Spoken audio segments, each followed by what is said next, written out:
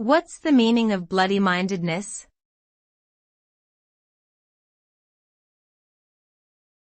Bloody-mindedness.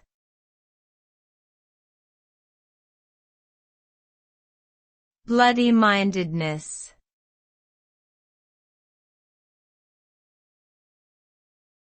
Bloody-mindedness.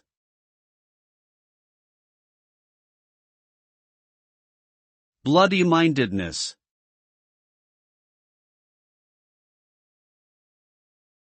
Bloody-mindedness is a term used to describe a stubborn or obstinate attitude.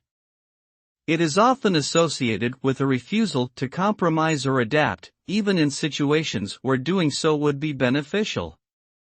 The term is believed to have originated in the UK, where bloody is used as an intensifier.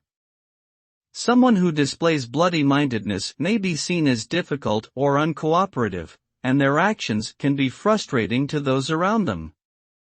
However, sometimes this trait can be viewed positively, as a sign of strength and determination.